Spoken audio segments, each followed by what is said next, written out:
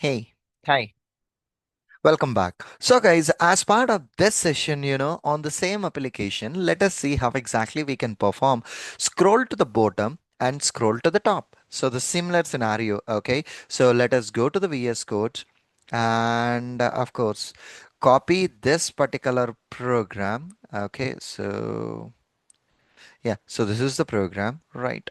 So, let us copy this program, comment it out, create a new program, perform scroll operation till its bottom, right? Till the bottom and top. Okay, perfectly all right. So this is what the thing that we need to do. Okay, so if you look at it, if you look at the browser, basically, they have a given a command, copy that command, come back to the VS Code, put it here. Okay, put it here. So here the thing is we need to use just a scroll to bottom. So here I don't want to use any of this particular commands. Simply I will be using a scroll to bottom. So here this is the chunk. So whatever the UI scroll view is there, scroll it till the bottom.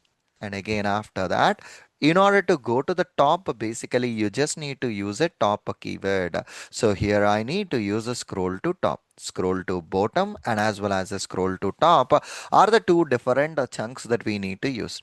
Let me run the program. So I'm not changing that application, guys. The same application that we have seen earlier. Okay, we are just using the same application itself. So if you see right now, so it's a scrolling down. So how many entries are there? Till the bottom, it will scroll down to that. We know how to scroll down for a couple of times, and we know how to scroll for a specific element. We know how to scroll till the bottom of that particular screen. So these are the various methods that we will be using in order to perform the scroll operation, guys. Okay, so it will be scrolling down further until it reaches the bottom. That will perform the scroll down operation. Okay, once after the scroll down got a successful, then it will perform the scroll up operation. So let's wait for a minute and then let us see whether it is performing this operation or not. And all these things I have created in a different tests within the same file itself. Okay, within the same file I have a different tests, so we can create an individual test. It's not a mandatory that you need to have a simple JS file in one file.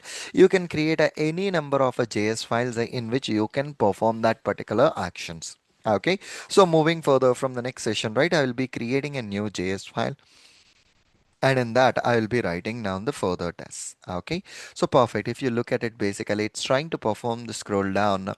It's at 600 right now and it should scroll down till the bottom. Okay, let's wait for a minute and then let us see whether it is performing that operation or not.